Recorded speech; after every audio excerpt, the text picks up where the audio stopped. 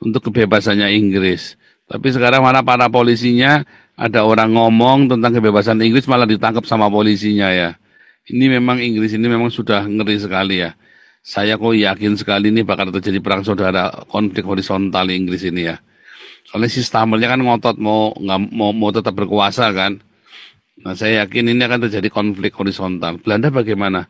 Kalau sampai ini dipertahankan, ya imigran-imigran nih, mungkin D66 ini kan sama sama Will kan dapat kursi yang sama 26-26. Tetapi kalau masalah imigran tidak dibereskan, ini akan terjadi konflik horizontal. Dan Eropa itu kalau konflik horizontal itu mengerikan sekali, sudah pernah kejadian. Ya, mengerikan sekali. Makanya saya sudah bilang sama anak-anak saya, ya, begitu ada konflik horizontal, kita di dalam, jangan keluar. Lebih mengerikan sekali, ya.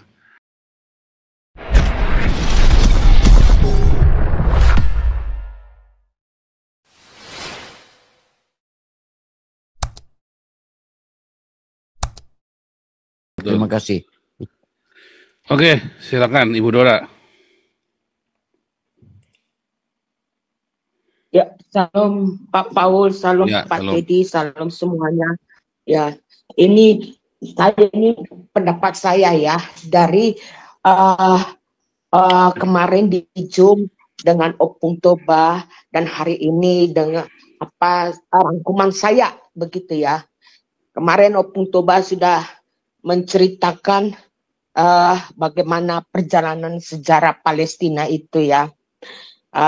Dan saya jadi tertarik mendengar apa yang dikatakan Pak Bahari dan dari apologet dari Pak Paul ya tentang wahyu itu ya. Jadi kalau untuk Indonesia kayak kata Pak Andi sudah stadium 5 nggak bisa tertolong lagi ya. Karena Pak Paul sudah menjelaskan di TikTok juga saya lihat Pak Paul menjelaskan bagaimana negara rakyat Indonesia dibohongi bahwasanya Palestina bukan Palestina yang menyetujui agree-nya kemerdekaan Indonesia, tetapi Mesir. Saya ikuti juga itu ya. Jadi dari situ saya rangkuman saya ya Pak Paul. Saya rangkumkan inilah dari kitab Wahyu dan Daniel diperpadukan apa yang tadi dikatakan ya. Kita nggak tahu 10 seperti Pak Paul di TikTok menceritakan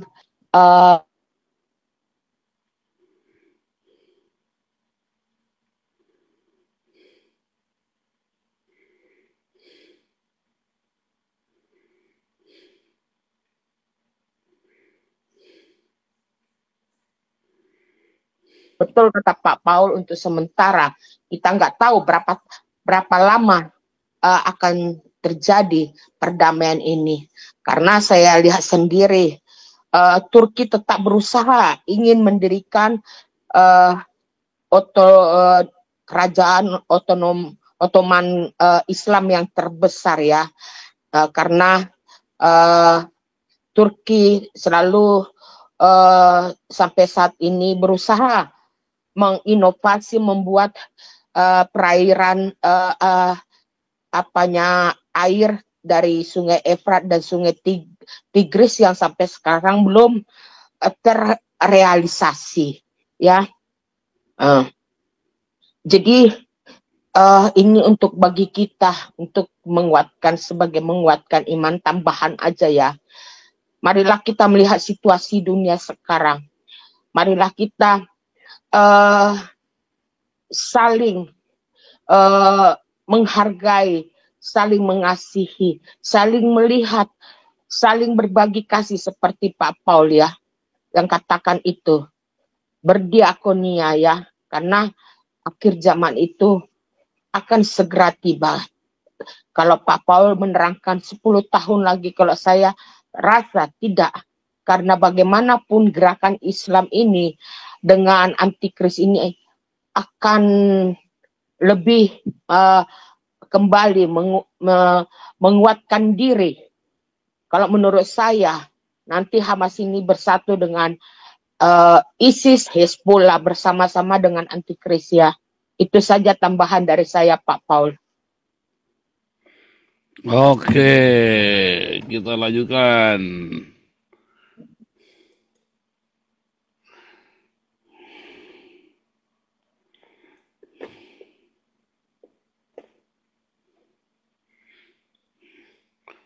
Tambahan Pak Frans, Pak Andi. Mana nih Pak Frans, Pak Andi? Ada mau kasih tambahan? Kalau nggak ada, saya kasih video lagi ya. Saya mau ada video lagi.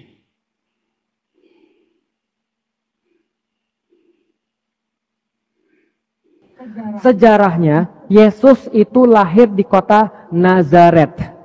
Masya Namanya kota apa? Allah. Nazaret. Maka zaman dulu orang Yesus lahir di Nazaret. Compong ini ya. Ini salah satu kecompongan ya. Masa Yesus lahir di Nazaret, compong ini orang ya. Ini ada satu lagi. Saya kasih beberapa video yang ini ya, saudara ya. Video-video lawas ya. Ini ada video bagus ya.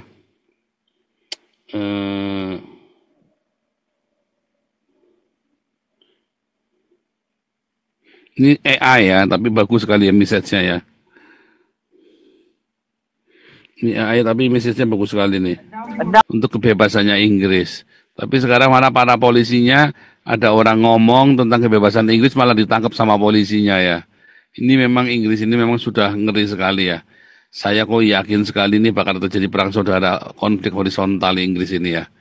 Soalnya si Stammernya kan ngotot mau tetap berkuasa kan. Nah saya yakin ini akan terjadi konflik horizontal. Belanda bagaimana? Kalau sampai ini dipertahankan, ya imigran-imigran nih, mungkin D66 ini kan sama Gatwill kan dapat kursi yang sama 26.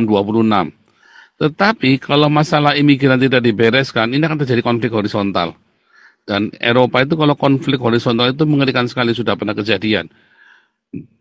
Ya, mengerikan sekali. Makanya saya sudah bilang sama anak-anak saya, ya, begitu ada konflik horizontal, kita di dalam, jangan keluar. Lebih mengerikan sekali, ya. Karena yang punya negara kan, dan mereka kan, waduh ngeri sekali ini ya. Cuman kita berdoa, makanya kita berdoa, terus kita minta hikmat sama Tuhan, dan kita terus penginjilan. Bagaimana supaya, saya hari ini nulis di Facebook ya, saudara ya. Saya nulis di Facebook ya. Ini ya. Ya.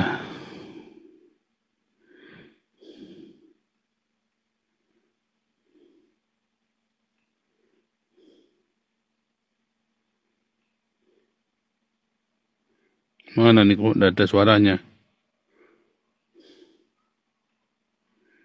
Tuh kok tidak keluar suaranya? Sayang sekali ya. Ini video bagus ya. Nggak keluar suaranya. Ik hoop dat de Nederlanders beseffen hoe gevaarlijk deze islamistische ideologie is. Ik heb 40 jaar tussen moslims geleefd en er is niets goeds gebeurd. Ya, aku berharap orang-orang Belanda ini menyadari betapa bahayanya ideologi Islam ini. Saya sudah 40 tahun tinggal bersama dengan orang-orang Islam ini, ya, dan tidak ada sesuatu pun yang baik. Ya, saya ngomong ya, mudah-mudahan ada respon yang bagus ya, saudara ya. Kita doakan saja ya, kita doakan saja. Dan kita terus, makanya support saya ya, penginjilan Eropa ini ya, proyek Den Haag kita ya. Support saya saudara untuk proyek Den Haag ini. Karena saya nggak main-main ya, saya bertaruh habis-habisan untuk proyek Den Haag ini. Ya semua uang keluarga kita udah nggak punya tabungan sama sekali ya. Kita semua ya, anak saya kerja gaji 2.000 ya, anak saya kerja gaji 2.000. Semua dihabiskan buat ini. Ya istri saya kerja, ya kita habiskan buat ini. Semua penghasilan saya dari YouTube dan dari mengajar, saya habiskan buat proyek ini ya saudara ya. Ini saya proyek Upward at any cost ya, kalau Anda lihat ininya kita ya saudara ya. Ini ya. Ini perkembangan kita. Kita nginjil kita nggak orang Indonesia lagi, bukan jemaatnya Indonesia kita tarik-tarikin ya. Ini orang dari orang-orang yang berbahasa Belanda semua ini saudara ya. Bukan orang-orang yang ini paling satu dua sama full timer kita, aktivis kita ya dari Indonesia. Kalau nggak ada yang bisa ngelayani ya, kayak Marcel, Andre, ini kan full timer kita kan, Junita ya. Nah, ini kemarin saya stem ini ya, PVV ini ya, Cat Builders ya. Ya, wah, kita mah berkembang ya, saudara ya. Sudah bersih nih orang Indonesia, udah bersih nih, saudara ya. Wah, orang Indonesia mah di sini cuman pesorak doang ya. Tapi Pak Wah, Paul, saya kasih sedikit pendekatan keilmuan ya. bagaimana Pak Itu tadi? yang analisa saya, Pak. Terjadi pergeseran nilai, orang-orang Eropa ini sama Amerika sama. Mereka sudah dalam posisi turun gunung, sudah nyaman nih. Akhirnya secara sosiologis itu mereka tidak pernah mendapatkan penderitaan dan humanisnya terlalu tinggi. Sehingga mereka tidak mengetahui ajaran-ajaran Islam ini sebenarnya bagaimana itu. Yang rancangan kejahatannya itu persoalannya yang perlu kita itu. Kadang-kadang kita Ya, Pak terbawa betul, dengan perasaan ya. Kalau saya betul. begitu berpikir ini, Amerika juga begitu. Sekarang bagaimana cara Orang menyadarkannya? Iya, cara menyadarkan itu yang saya bilang Makanya Pak, perlu ajarkan. disadarkan. Iya. Kamu tahu nggak kenapa negara kamu ini bisa sampai sebegini hebat? Makanya itu penginjilan. Penginjilan saya temanya selalu sama, bahwa Netherlands, ya, you have the receipt, the secret why you become prosper and wealthy. What is the secret of your land? Why the other people for the nations come to your country? Why all the Muslims come to your country? Why they do not go to the other country, but to go to your country? Because you have the secret of your wealthiness, of your prosperity. What is the secret? The Bible. The ancient culture of you for hundreds years, ya kan? Itu yang selalu saya sampaikan kepada mereka.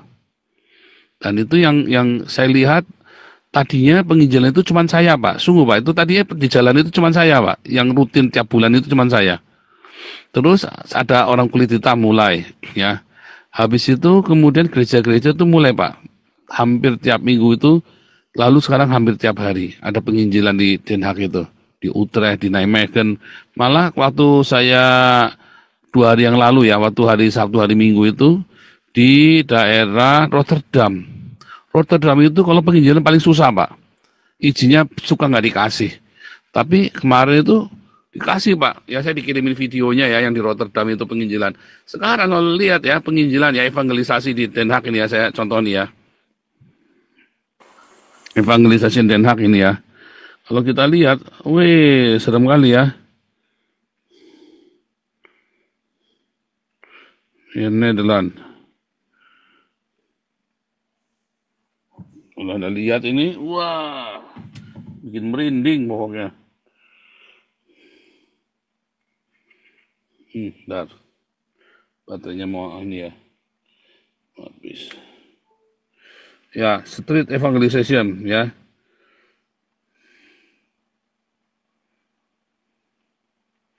Dutch woman changing face evangelism from ke wall Netherlands preaching Christ Savior. Ya. Yang Shada International Church ini ya. Vraag om gebed om kracht. Ya. Omdat ik geloof aan Allah. Bent u Arabisch of Turks? Ustaz Antohim ini yang ini ya. Ik ben Française. Franses. Maar mijn vraag van u is, maar u gelooft in Allah, waarom? Dat geloof zit binnen. Mevrouw, mag ik u 1 vraag stellen? 1 vraag. Sekarang Als penginjilannya u vandaag berani-berani sterft, ya als u mereka vandaag ya. sterft, bent u zeker dat u Dulu naar yang het ini paradijs jarang gaat? ya. Ja, Waarom? daarom. Waarom? Denkt u dat u een goede vrouw bent? Heeft u nooit geloofd? Nooit één leugentje gedaan?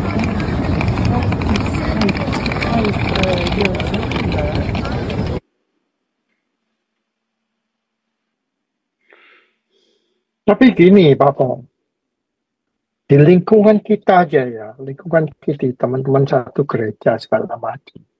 Kalau kita lagi kumpul, terus saya bring up the issue, oh di Indonesia ini ada pembakaran gereja, oh ada penutupan gereja. Mereka semua nggak tahu dan nggak mau tahu. Lalu mengalihkan percakapan. Jadi kita bisa bayangkan gereja di Indonesia juga sama. Mereka nggak mau menerima kenyataan bahwa ada persekusi. Karena Bapak ngomongnya di tempat makan, Pak. Lagi duduk bareng-bareng, lagi santai. Coba ngomongnya di gereja. Saya itu tadinya, waktu ngomong berdua gini kan, terus saya bilang, wah cuma meremehkan Pak. Terus saya bilang, boleh nggak saya ngomong di gerejamu? Saya kasih waktu 15 menit buat saya ngomong. Lalu saya mulai dikasih waktu Pak 15 menit Pak. Habis itu saya ngomong, itu tuh resah mereka Pak. Apa yang saya ngomongkan ya tentang tikus got ini, Islam itu beranak pinak macam tikus got, ini sekarang dikopi sama orang-orang ini Pak. Saya menyampaikan ini ya, baik dalam khotbah saya maupun dalam sharing saya cuma 15 menit kesaksian, kadang-kadang nggak dikasih kan, karena saya kan dari denom yang berbeda kan. Tapi sama mereka saya dikasih waktu, karena saya bilang saya ini persekusi di Indonesia, saya minta waktu, saya boleh cerita. Saya cerita sama mereka semuanya. Dan akhirnya apa yang saya omongkan sekarang di copy, karena saya ngomongnya di gereja. Makanya saya bilang, Pak, undang saya ke gereja kalian. Kalian tidak usah mikir duitnya apa segala macam, cuman kasih tempat tinggal saya saja. Saya akan ngomong di gereja-gereja kalian. Tak jamin itu gereja-gereja kalian akan bergerak nanti. Serius, saya nggak main-main. Karena tiga bulan yang lalu kan saya udah pernah cerita. Ada pendeta datang, pendeta gede dari PIK, kalau nggak salah namanya Mogi apa gitu. Iya Mogi itu ya. Dia mah nggak urusan masih Mogi itu Pak. Benar, cari duit ya. Dia juga diundang, datang. Setelah khotbah, saya panggil dia ke samping, saya ajak diskusi mengenai diakonia segala macam. Baru ngomong 2 menit, terus dia bilang, oke, sorry ya Pak, saya harus pergi. Dia cabut, dia nggak mau dengar. Makanya, biar saya ngomong. Kalau saya ngomong di gereja, di depan, mereka dan saya tunjukkan, ini loh yang saya lakukan. Kamu gereja berani nggak? Kalau kamu tidak berani melakukan ini, masuk neraka kamu. Wah, itu kan heboh itu jemaat itu Pak. Itu akan selama beberapa bulan, mereka akan ruwet itu Pak. Loh, sekarang siapa yang berani khotbah begitu Pak? Ya, balik lagi begitu. Kalau kamu tidak berdiakonia masuk neraka kamu. Ya balik lagi bisnis toh. Makanya kalau saya dikasih kesempatan ngomong, saya sekali ngomong, saya datang ke sana, mereka mungkin tidak kenal saya, mereka tahu saya. Pak Paul, jangankan Pak Paul, saya ini ada pendeta, sama-sama pendeta dari GBI. Lagi ngatain KKR, terus dia jalan-jalan ke San Francisco, pendetanya telepon saya suruh melayani. Oke, tinggal di rumah saya, segala macam. Terus saya ngomong sama gereja lokal saya, Pak, ini mumpung ada pendeta, nanti love gift saya yang atur, coba suruh dia khotbah, soalnya dia kan lucu, dulunya komedian, sekarang jadi supaya buat hiburan. Nggak boleh, katanya alirannya lain, segala macam pengajaran lain. Emang aliran sungai kali. Katanya. Ya kalau gitu panik kan gereja itu lagi, karena itu berarti gereja itu enggak benar. Nggak bubar sih sekarang gara-gara COVID tuh gereja bubar. Oh ya udah, berarti gerejanya enggak benar itu. Masa ada pendeta suruh khotbah katanya alirannya yang lain lah, ajarannya lain lah. Terus kamu siapa yang bisa menentukan mana ajaran yang benar, mana ajaran yang salah? Ya, itu. Di Belanda sendiri orang-orang Indonesia tuh takut sama saya loh Pak. Karena saya khotbahnya kan keras sekali kan. Takut mereka. Takut lah sama dan DPO. Kalau saya ngomong itu kan saya lakukan. Dan mereka semua kan enggak kan. Nah itu tadi ya. Oh, terus dibikin isu macam-macam, katanya sesat lah, liberal lah, segala macam lah. Terus ada jemaat yang ngomong ya, ini katanya Paul liberal kan. Kamu tahu liberal itu apa? Dia tahu nggak liberal itu apa? Nah itu, kamu hati-hati sama gereja itu, tak gituin sekalian. Hati-hati kamu sama gereja itu gereja tidak benar itu. Dia nggak ngerti, kalian sedang disesatkan. Mereka kamu tahu nggak tuh pendetanya sekolah Alkitab di mana mereka? Kamu nggak tahu kan? Jangan-jangan kamu lagi disesatkan sama pendeta itu masuk neraka bareng-bareng loh. Saya gituin sekalian. Tapi jemaat kita sekarang bertumbuh ya Pak. Ini sekarang punya banyak penginjilan Pak. Berani-berani nih Pak orang-orang ini Pak. Mereka sekarang bikin yang begitu-begitu ya. Saya lihat itu di Jerman banyak Pak. Di Jerman di kota-kota gede. Sekarang mereka mulai berani ya. Begitu mereka ngelihat saya ini ya. Begitu mereka ngelihat aktivis ini satu. Saya kan nggak bisa bahasa mereka dulu ya. Terus mereka mulai Pak ikut-ikut Pak. Mereka mulai. Dan mereka datengin saya tahu itu dari mana itu termisteri, karena mereka datengin saya dulunya. Kamu dari mana? Dari Indonesia. Kenapa? Saya cerita, ayo, kalau kamu tidak penginjilan, nanti negaramu dikuasai sama orang Islam. Kamu penginjilan. Dan tiba-tiba boom, ya. Dan saya pernah dengar katanya dia terinspirasi sama ada satu orang Cina, dia bilang gitu ya. Nah, saya pernah dengar itu kan saya lagi batin, ini kan saya. Dia nggak kepikir saya dari Indonesia, ini ada satu orang Cina. Dia penginjilan, dia berani sama keluarganya. Mana lagi orang Cina sama keluarganya penginjilan di jalannya, cuman saya lah. Yang di Jerman sama di Belanda ya. Makanya saya tahu itu terinspirasi. Jadi itu ada hasilnya Pak. Dan terus kalau misalnya saya ke Amerika, saya itu kan penginjilan di jalan Pak. Saya akan turun ke jalan, saya kan penginjilan di jalan tuh tiap hari, nggak ada waktu kosong. Benar-benar saya penginjilan. Nah itu makanya saya bilang, aduh, ini gereja-gereja di Amerika ini kelamaan. Karena tadi ya, kalian itu terjebak dengan teologi kemakmuran. Kalau di Eropa kan masih enggak Pak. Kalau Eropa itu kendalanya di teologi liberal. Tapi kita punya jawabannya. Nah kalau yang teologi kemakmuran ini ya memang repot Pak. Uang itu tadi itu memang repot. Kalau liberal itu ada jawabannya. Ya kan ilmu disambung ilmu. Kalau uang gimana? Caranya gimana? Dihajar Pak. Ditapok. Yang keras. Nah itu yang saya bilang. Saya pengen sekali saya masuk Amerika. Nah kemarin itu Koden mau masuk Amerika. Tapi saya nggak bisa. Nah sekarang saya sudah bisa. Jadi saya lagi dapat jadwal. Nanti saya minta sama Koden sekali. Nanti masuk ke kalian. Ini saya janjian. Itu loh. Ya. Koden datang nanti Desember. Segala macam. Yang mana kasih Koden datang Desember. Berapa tuh saya diundang Desember berapa? Natalan. Tangi tengah-tengah. Saya pas sibuk nggak bisa. Saya udah nggak bisa. Saya pokoknya November Desember ini udah nggak bisa pergi karena udah ke Israel kan kemarin. Januari saya kan jalan nanti. Saya lagi mau ngomong-ngomong sama Koden ya. Ini benar-benar ngeri ya, benar-benar mengerikan sekali. Ya, ini the last revival kalau kita nggak cepet-cepet karena ini orang-orang lagi terbuka semua. Jadi kita harus cepet-cepet. Nah, gerejanya malah sibuk ngurusi duit. Ada sebenarnya uang itu nggak usah pusing kita. Ya, kenapa sih pusing? Ya kan? Nah, saya tuh nggak pernah pusing dengan kehidupan pribadi saya. Aneh ya. Sementara apologet kan ribut ya cari duit buat sendiri mereka ya. Saya itu nggak pernah minta-minta buat pribadi saya. Tapi Tuhan selalu sediakan semua yang saya perlukan ya. Nah itu kadang-kadang pendeta-pendeta itu nggak tahu bagaimana. Ya karena tadi sebenarnya mereka tuh pendeta bukan karena mereka mengasihi Tuhan. Satu mereka mau cari duit. Kedua mereka tuh sebenarnya orang pengecut Pak. Jadi pendeta itu karena pengecut. Nggak punya nyali untuk menghadapi kehidupan nyata. Sehingga mereka jadi pendeta. Lalu mereka ajarkan itu kepada kalian. Itu ya. Oke, lanjut lagi. Sama Pak Pandi.